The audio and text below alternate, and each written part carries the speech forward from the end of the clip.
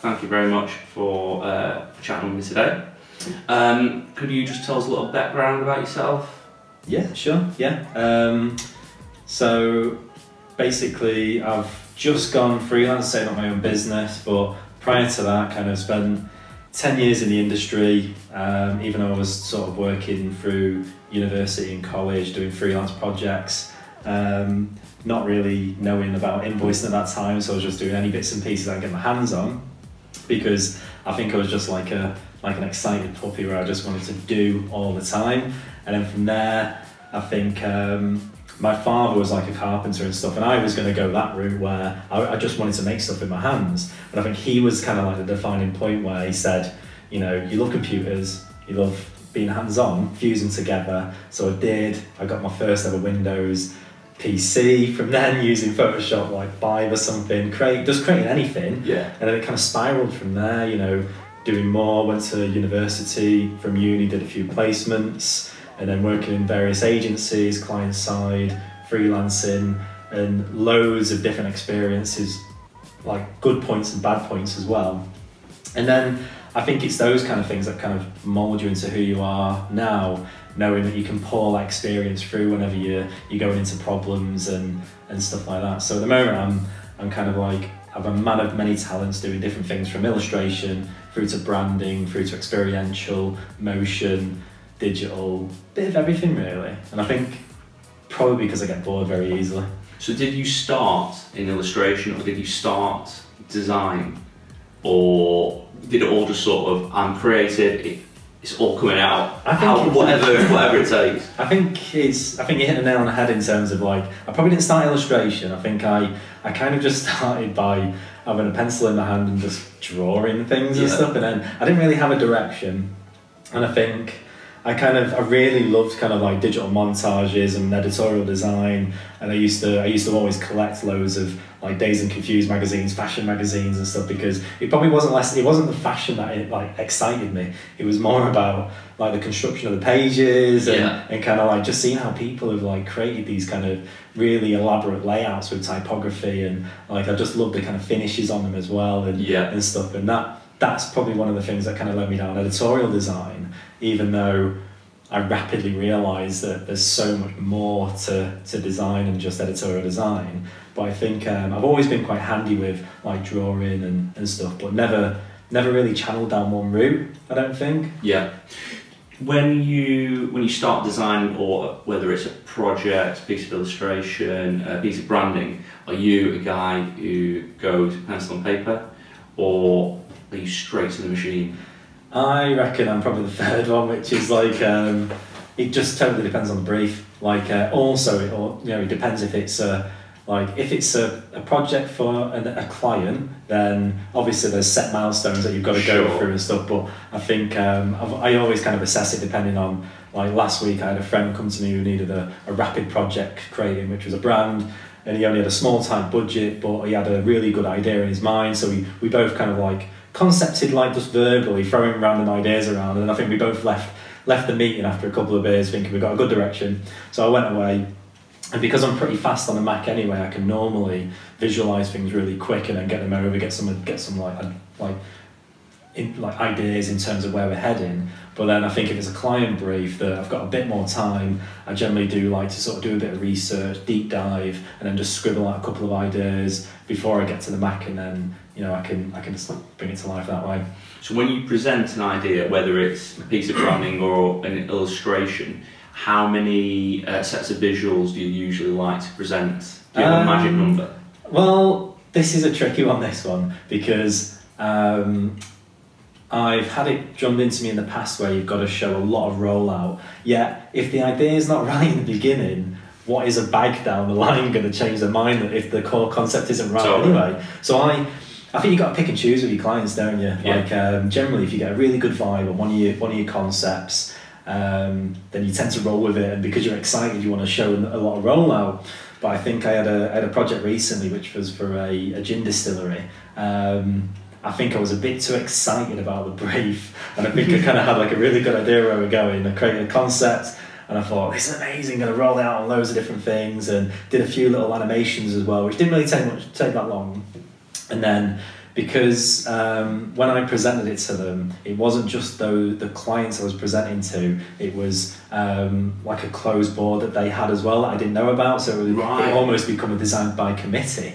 So then when I got the feedback from them, it was almost like I was answering a completely different brief, and then I had to actually start again, like from the beginning. But just, I mean, it wasn't, to be fair, the concept and the visuals I created were pretty quick anyway. Yeah. But if I would have spent a bit more time, I probably would have been a bit more kind of like, you know, not annoyed, but just like I probably should have paid a bit more attention in terms of like, you know, getting more information about who were the stakeholders further than them. Yeah. Even though they led me to think that it was just like that little panel I was working with.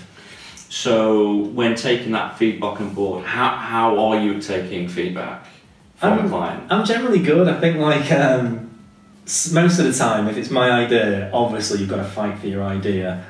But then I think when you sit down with a client, you've got to be quite amicable. But then I'm more than happy to sort of discuss things, because there's always a reason why I'll do things, whether it's based on a piece of insight that I found by researching or talking to someone within the organisation. Sure. So if there's that and I know I'm right, that's the reason why they're paying me to do that particular job. Whereas if it's like if it's not a fun project, but more like a pro bono project, generally you've got a bit more leeway, and you won't normally have the budget to do any deep diving for insight, so you'll just look around for any kind of reference.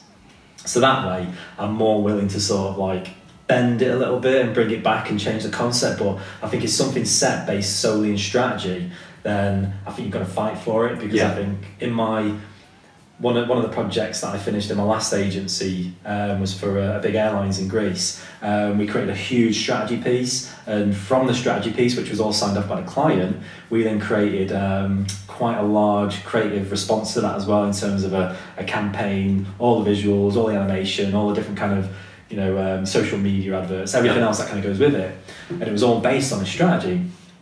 When we presented it, which was pretty tough because we did it over the phone, so when you're talking to 8 people in a room in Greece and you're on the phone in Manchester in a small little room, sometimes it's hard, and you've got to, because you've always got to take that time so they can actually, the idea can instill in them, because they can't see my arms waving or anything like that, so they can't see the kind of the energy I'm putting into this idea. But then when we shown them, I think they kind of fought with it a little bit, because obviously I think it was the strategy was telling them that they were approaching the market in a completely wrong way. But then the reason why we incited this research and strategy is because we just wanted something solid, like a foundation we can base it on. Yeah. And I think after we explained it to them, they kind of come round to our thinking then, which was great, because the campaign continued and it was rolled out across like Italy, Germany, UK. It was a success, and I think from there that kind of gave them the confidence then to not be so afraid of sort of taking advice from external partners. Sure. Yeah. What is a brand? For me, I think a brand is something that lives. So even though a lot of people probably say a brand is probably a logo, a brand is your tone of voice, I reckon it's kind of like a collection of things where it's almost like including your culture within your business as well, where it's kind of like, I mean, people kind of get muddy between brand and identity. Totally. Where I think identity is probably tangible assets, where I think a brand can sort of embody a bigger idea. So, you know, doing all the workshops in the beginning with the mission, vision, values, where you really engage not just your marketing team, which is probably employing that bit of work that they need to create a brand, a logo or brand or anything, or the assets needed to do like a visual identity, but it's more like you're engaging with, you know, multiple stakeholders through the business, where you talk to a chap who's in the bottom part of the business, but you find those really great cultural insights that are going to kind of empower the brand on a bigger level, which are kind of like the things where mostly the CEO and the managing director probably don't look at, because they're so concerned with the direction of the business. Sometimes they kind of lose out on the really nice little nuggets of information that you find further down in the business. So I think it's like a living kind of entity. Yeah. Who do you think has a strong brand? Do you mean in terms of like not just within branding world, but like on any spectrum whatsoever? Absolutely. It's a bit of a cop-out, but I think Nike has like such a brilliant brand where they engage on so many levels, but they also integrate themselves within you know, not just sport but like cultural activities as well. Yeah. And I think they've become like such a prevalent name that's been able to get actions made. Plus they all, you know, any brand that kind of like adds themselves to any controversial athletes and stuff, you know, and it doesn't really impact the brand that much. I think, you know, that kind of adds quite a lot of weight to them. Where do you get your inspiration from? It's a tricky one because I probably go to every website that most designers go to as well. But like you were saying about listening to a John Cleese podcast, I think podcasts play a massive kind of game in my life where I try not to listen to any industry podcasts related to my industry. I try and sort of diverge a little bit and just listen to anything from like crypto, Bitcoin craziness that's going on at the moment through to like horror novels and sci-fi novels, because, you know, I reckon it's those kind of things that kind of like will influence you in a non-direct way. Yeah. But I also think it's also kind of like meeting people as well, where you know, meeting people is the spice of life in my eyes. And I think I did a piece of work for a charity in Manchester called the Mustard Tree.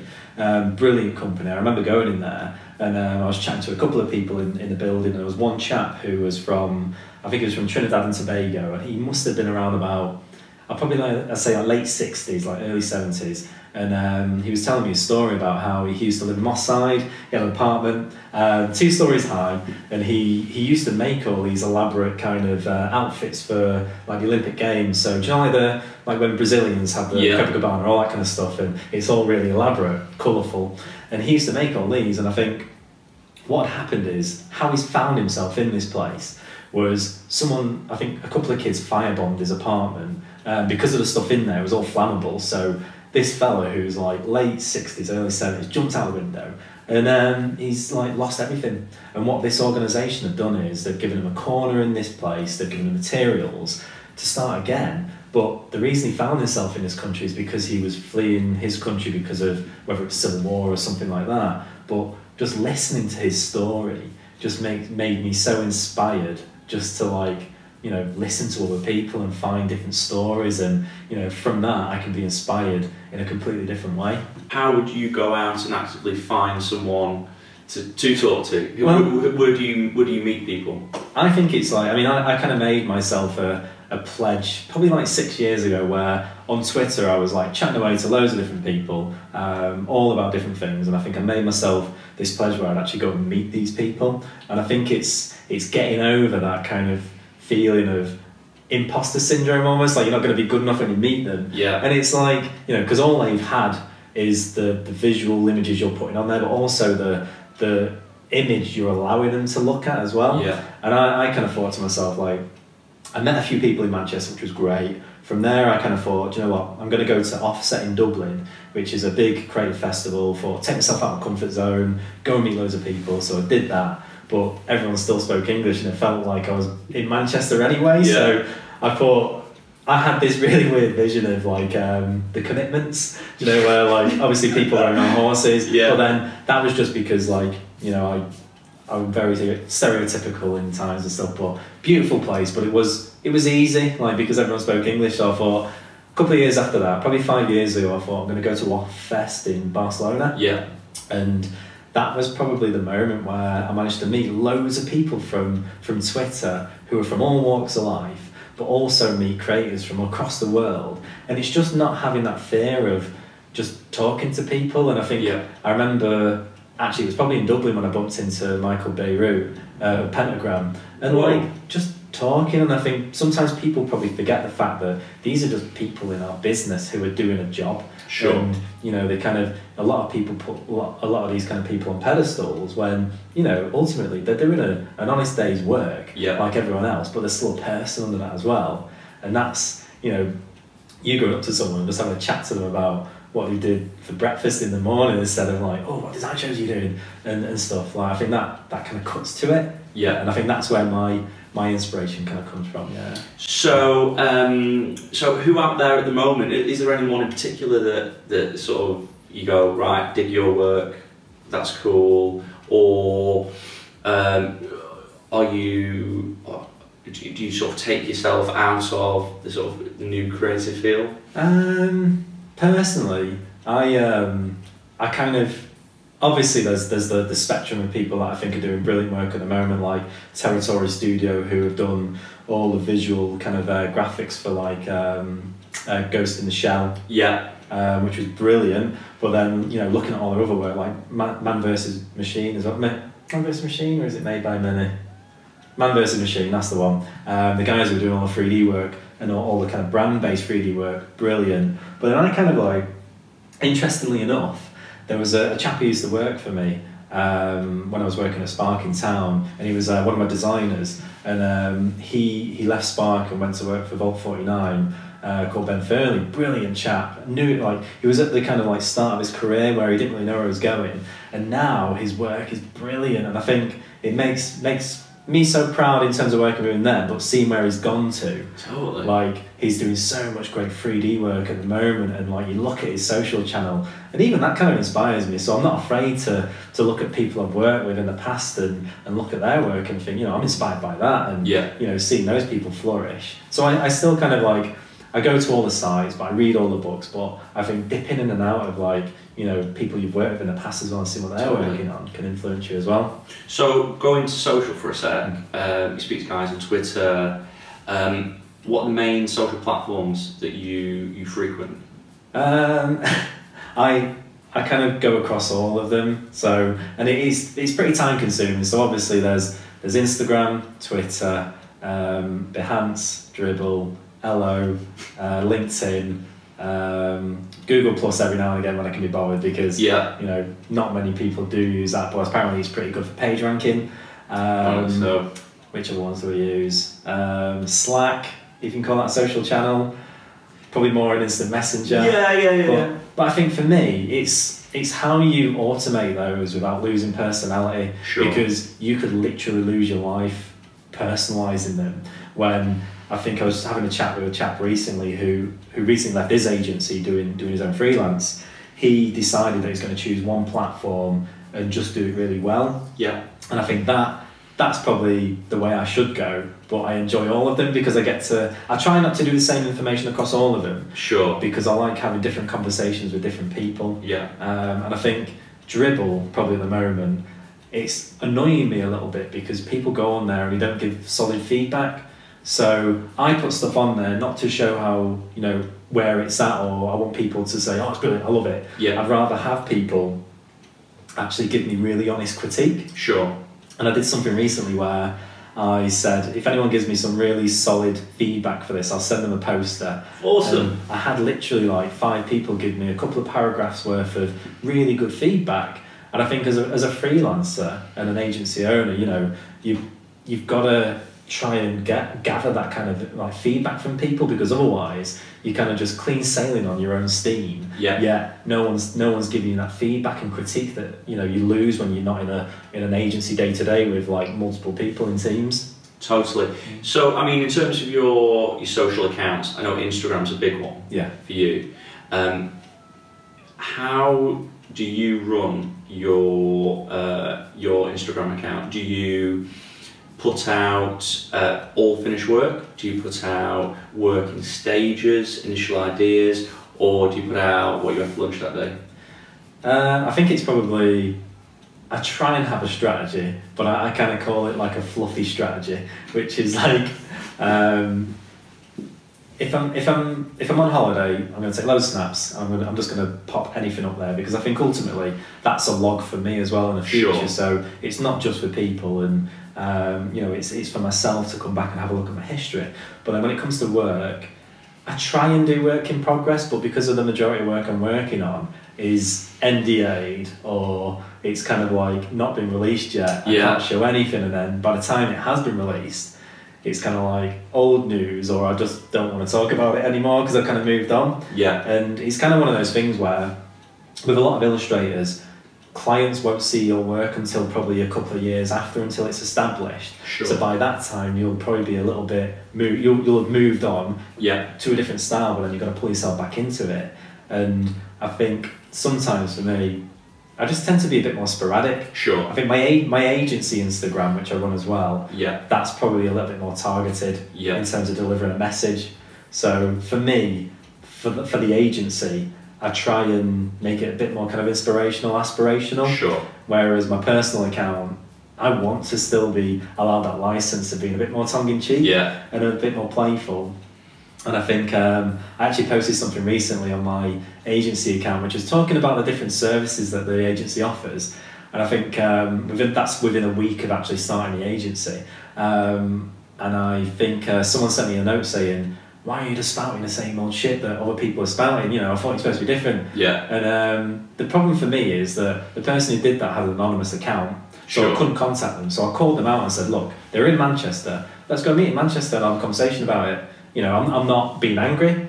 But why you know, let me know what the thinking is behind that. Yeah. You know, and if you're running an agency, then that's great. Maybe you can give some advice and stuff. So didn't get a reply, which again annoys me because, you know, I love critique and I love, you know, taking that kind of like hard line from different people. Yeah. Because that probably spirals into the whole thing of, in some agencies, most designers don't actually get feedback from clients because it's buffered by the account managers as well. Indeed. Which is probably a different conversation altogether. Yeah. But yeah, for me, I think, you know, when I did have designers underneath me, it was more about I'd like them to get feedback from people because otherwise they're not going to grow. You know, totally. If they're just kind of like handheld through every process, then when someone does come down on you really hard, you're going to like scurry away and like, you know, not be able to take it, when really that's going to make you stronger and harder and better at what you do. Absolutely. So so going back to the Instagram accounts, you have two. Yes. You have a personal Instagram account. Yes. Which is James Pop. And you have the agency account, which is Merry-Go-Round. We are round. Sorry. We are round. How did Round come about? Well, it kind of started as an idea with a friend where we were sick and tired of how agencies were overselling strategy, or probably overpricing strategy for businesses that probably couldn't afford it. Yet we kind of thought, why can't these companies still have access to like the tools that these big companies are having? So originally we were going to build Round as this kind of like collaborative strategic house where we were going to somehow automate strategy online. We had these grand ideas, and then all of a sudden I think something happened in my partner's life who was going to be doing something else, so that kind of fizzled it a little bit, and then Round kind of became this little kind of pipe dream or something. And then I think after getting married last year and then going away to Hong Kong, Tokyo, Philippines, kind of cleared my head, and then came back with this kind of new vision, thinking, you know, really like to carve something out that's my own, but not just that, but actually sort of form a collaborative. So that's where kind of like Round Collective kind of came from. So it kind of like, it's one of them where as a startup, you know, being at that kind of really early inception time, I had the ability, I can pivot, do something else completely, and it wouldn't totally change the idea anyway. So it's still got that kind of core idea of being a collaboration, a collective kind of network. And it was basically through working in agencies where we're overpricing things, we're overcharged on different elements. There was transparency, kind of like, there was some transparency but not full transparency. And I kind of really wanted to sort of build this network where, like, for me, companies are going to start, instead of going to agencies, they're going to have like savvy marketers from these agencies go and work in-house, and they're just going to go direct to specialists who are going to create this work for them. And I think, you know, that for me is probably the future of where agencies are probably going to go. They're going to be embedding specialist marketeers within these kind of companies, because then they know that they've got that kind of special card they can show, and that'll bypass everyone and go in there. So Round Collective kind of started where I've got like a network of animators, 3D visualizers, strategists, illustrators, designers, pretty much just my friends, which are multi-talented.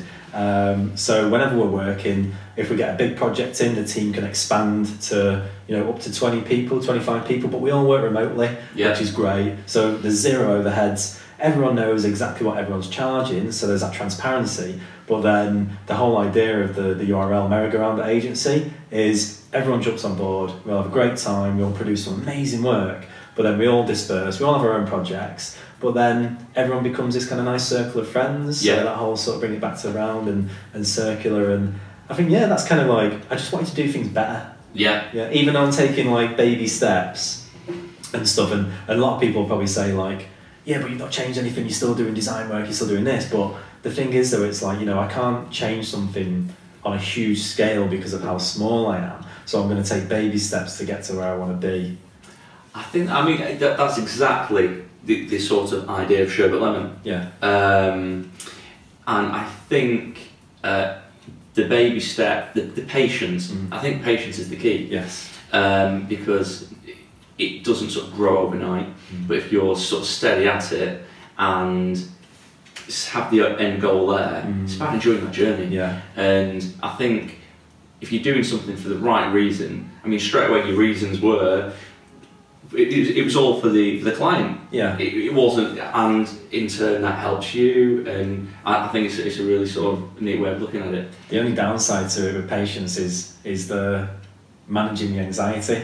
That's the only thing. Which, to be fair, when I first left Spark, I was like, yeah, fresh approach, you know, where we're going to go. And then I think within the first couple of weeks, I think I had a bout of anxiety and like headaches for a couple of days, where I was like, God, where's this work going to come from? And like, God, what happens if I can't pay my mortgage and stuff like that? Sure. Even though I had like, my wife was really nice in saying, you know, I can look after, you know, a couple of bills for the time being, which is great. You know, if anyone has that ability to, you know, for a partner to take on, that's brilliant. But being the proud person I am, you know, I was like, gotta make this work and stuff. Yeah. But then I think, you know, it's just, if you worry about that too much, then you'll let it change your course. Totally. Whereas if you manage it, I think it just makes it so much better. So, you know, introducing stuff like Trello, where you're managing meetings with different people and not letting things overcrowd you, then really that anxiety disappears, and then you can actually get more time back for yourself, instead of just letting it dominate you.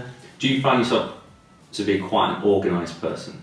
Semi-organised. I think if you ask anyone in my last agency, I'd probably be the least organised person. But I think that's become quite an interesting trend with me though, because even the place where I help out at this agency in Stockport, they've even told me like I'm quite divergent, which I kind of knew that anyway. And I remember I had a copywriter creative partner called Alistair Dickey, and he's very convergent, which is great because I'm very much like blue sky ideas. Even over the brief, I'll still push it as far as I can. Sure. But the nice thing is working with different people is that they'll always kind of converge on me and not allow me to be too sporadic and stuff. But the way I kind of think of that is, if you set a brief for imagine like a product designer, you go up and you say, right, create me a remote control. Most convergent people will probably just come back with an oblong kind of piece of solid plastic with buttons in it, which might have some sparkly effects on it just to sort of take it on. But then if you don't have that convergent thinking, you know, I mean the divergent thinking, then you'd never have things like what was like the Engage and stuff like that. That kind of breaks the mold and say, why does a remote have to be oblong? Why can't it be wrap around your hand or some different way? Can you flick your ear to change the channel or something like that?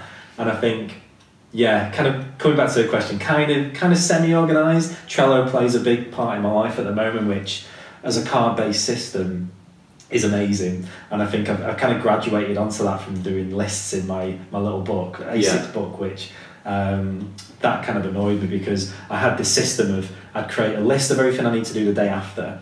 Things that I don't do on that list, I can't scrub through and it goes to my next page. And the idea of that is that the more pages it's on, the more it'll annoy me.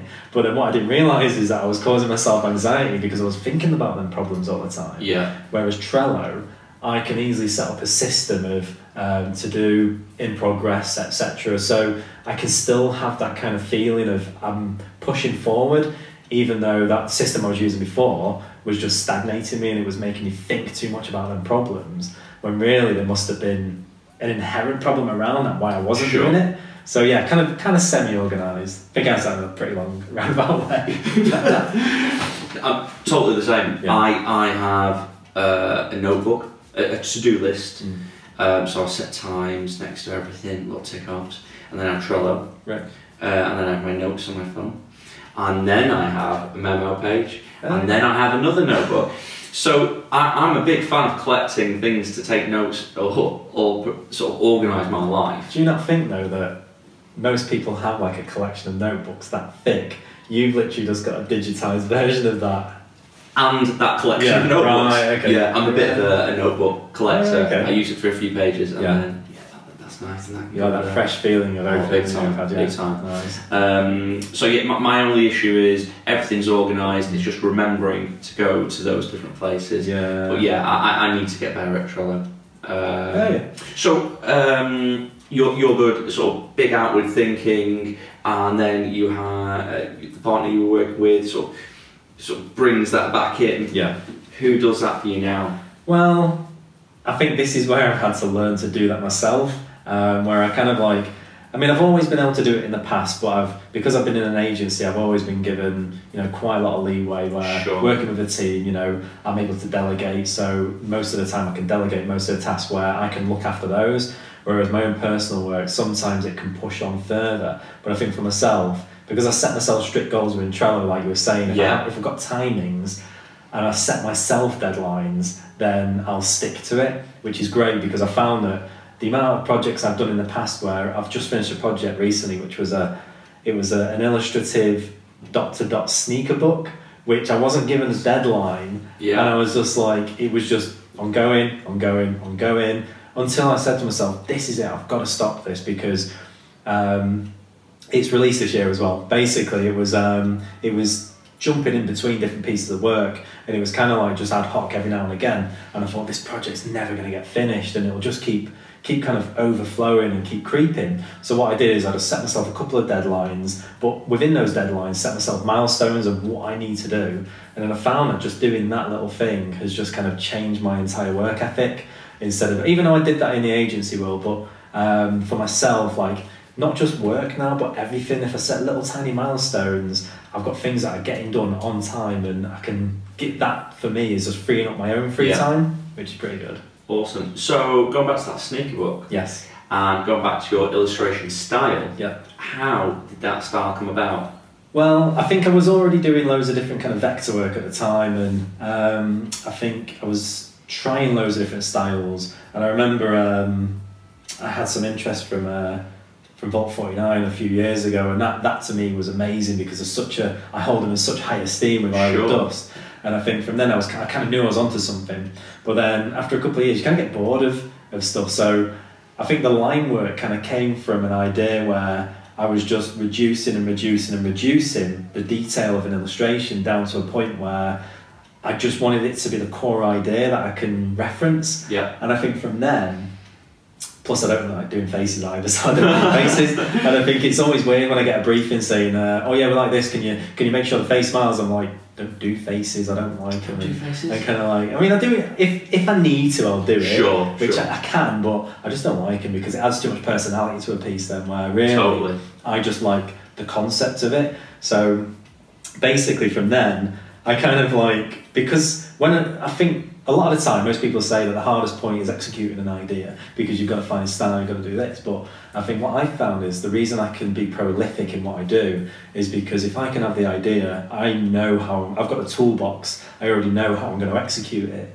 And even though I remember recently I had an Instagram post from a university saying that they set their students a challenge to create in my style, which is great, I love that. My agent will probably see it as probably copying, but I think for me it was kind of maybe a cease and desist. But no, I think the thing that they were kind of missing, I mean, I sent them a note saying I love it, it's brilliant, but the thing they're missing is the reason why they do it.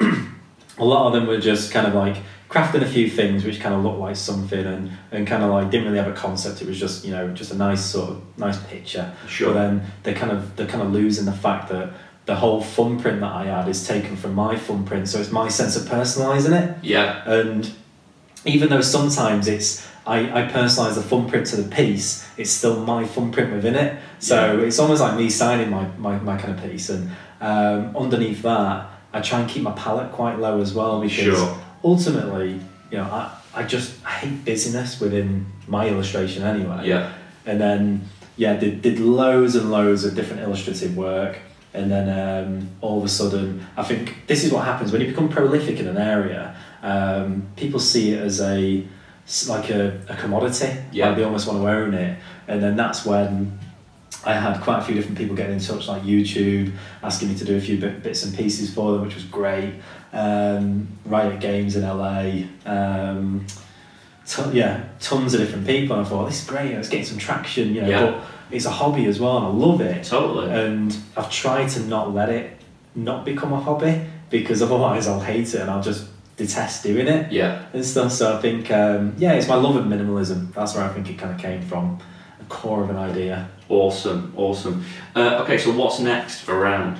I think with Round, this is the problem where I think ultimately we're always going to be a collaborative network, and we're always going to have different kind of projects kind of coming in. But all I can see is that this network's going to get bigger and bigger. Yeah. Where ultimately what I can do is, as a facilitator and a creative as well, I can go into businesses and I can see where they're lacking in terms of like opportunity. And I think that's where the majority of the time they haven't got anyone who can do that.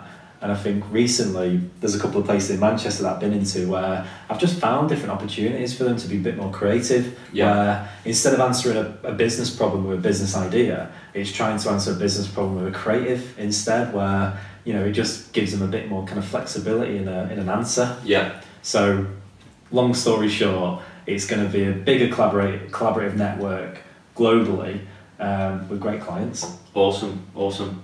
Well, James, thank you very much for today. I could actually sit here and talk all day and drink all your water and drink all your tea. Thank you very much. Cool, anytime.